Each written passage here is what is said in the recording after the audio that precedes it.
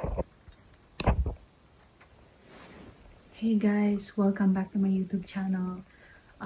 Wala lang intro. I just feel like doing this video kasi nasa peak ako ng emotion ko to express or share my emotions. And today is August 18, 2024. Gusto ko lang i-record to kasi I'm sure na paglaki ni Mira, mapapanood niya lahat ng videos ko. So, as much as possible, gusto kong mag-record or mag-take ng videos or pictures or anything na makakapag-remind sa kanya na ito yung journey na pinagdaanan ng mama niya. So, yan. Anyway, lahat naman ng videos ko ay para kay Mira. And I just wanna make sure na hindi niya kailangang magtanong sa ibang tao kung ano yung mga nangyayari sa buhay ng mama niya during the time na nasa Pilipinas siya and ako nasa Canada.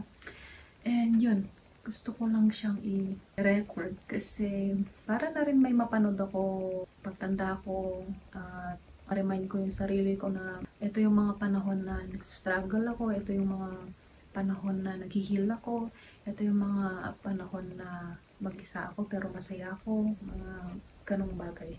Anyway, today is, yun nga, August 18, Sunday, wala akong ginagawa sa bahay. So, gusto ko lang i-share kung bakit na-excite ako mag-vlog ngayon. Kasi napanood ko yung interview ni Miss Miriam Kiambao sa Tony Talks. Na-inspire ako sa journey niya about ano yung mga nangyari sa buhay niya. Kasi parang ang sinabi niya doon, very successful woman siya. Pero she's still searching for, meaning of life.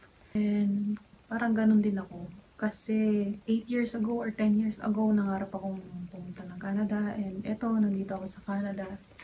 And during that time, sobrang pangarap kong makapunta ng Canada. And nung nandito ako, akala ko kapag nasa Canada ka na, maging okay na lahat. Wala ka ng pagdadaan ng mga problema sa buhay. Pero hindi pala ganun kadali.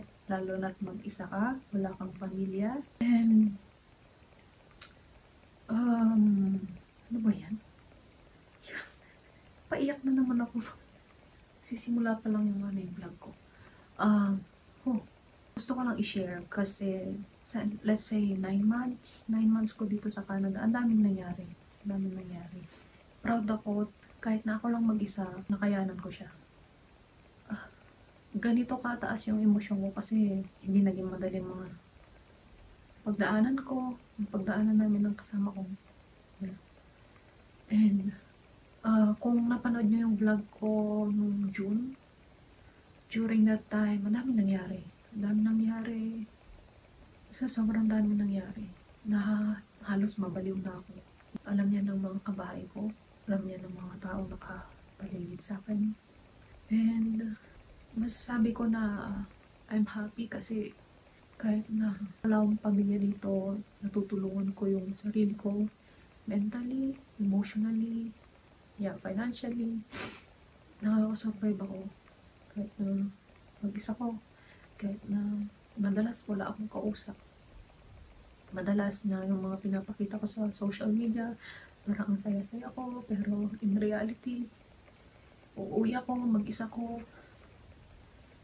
Minsan, ayaw ako kausapin ng anak ko kasi syempre may sarili siyang buhay sa Pilipinas.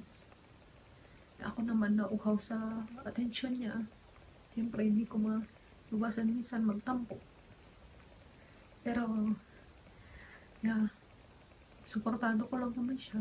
Hindi ko naman siya masisisi kasi malayo ang mama niya sa kanya.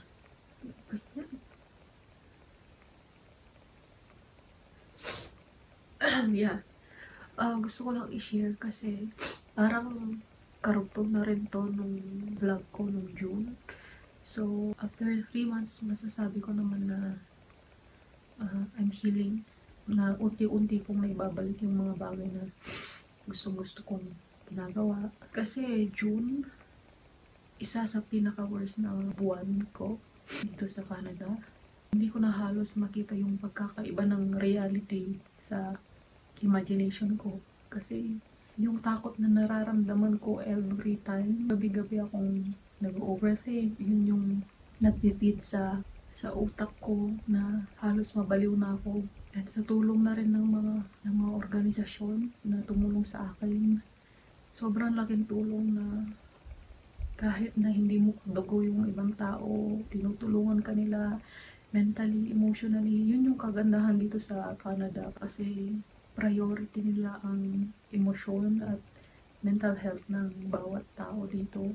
Hindi ka nila i-judge, hindi ka nila pagtatawanan. Kahit nasa bahay ka lang, pwede mo silang tawagan. And sa government ng Canada, sobrang grabe. Grabe yung tulong na binigay nila sa akin at kay Jane. Sobrang grabe, sobrang blessed ako. And kung napanood nyo nung June, halos everyday ako nag-worship kasi yung takot ko mas nagtitrigger. Diyan siguro hindi pa ako fully healed kasi naiiyak pa rin ako kapag naalala ko yung mga bagay na mga pinagdaanan ko, pero nakokontrol ko naman na siya. Hindi na madalas yung pagpapanik ko, hindi na madalas yung mga triggers. During those months na nasa healing process ako, marami akong mga nakilalang ibang tao na nakapag-contribute para mag-heal ako, sa auntie ko, sa mga kabanda ko na nag-invite sa akin para yun lang, mag-jamming. Pero sobrang laking tulong nila. Hindi man ako marunong sa mga music instrument, pero mahilig ako sa music. Mahilig ako kumanta. Pero hindi naman ako ganun kagaling ng kumanta, pero mahilig ako kumanta. And yeah, mas lalo akong napapamahal sa Canada kasi mga tao dito iba, sobrang ibang-iba dito kaysa sa Pilipinas pagdating sa mental health and emotional support. Sobrang blessed ako na dito ako nag-struggle kasi kung sa Pilipinas nangyari to, baka tuluyan ako mabaliw. Pero kahit na mag-isa mo dito, kung very resourceful ka, maraming organizations na makakatulong sa'yo. Masasabi ko na hindi pa ako fully healed, pero nandun na ako sa, kumbaga, sa 40% na, 40-50%, masaya na ako. Kahit na maliit lang yung income ko, masaya ako. And excited ako sa mga araw na darating pa kasi this time, hindi na ako nagpaplano para sa sarili ko. Hinahayaan ko na lang na kung ano yung mga mangyari sa buhay ko. Nagpapasalamat na lang ako kay Lord na binibigyan niya ako ng bawat araw na chance to be better. And yeah, basta masaya ako, na-appreciate ko yung mga bagay na nangyayari sa buhay ko ngayon, kahit na simpleng buhay lang. And gusto kong i-acknowledge yung faith ko kasi yun yung pinaka nakatulong sa akin. Yun. So yun lang naman. Kung natapos nyo tong video na to, thank you. And sana may natutunan kayo, sana na-inspire kayo. And yeah, thank you.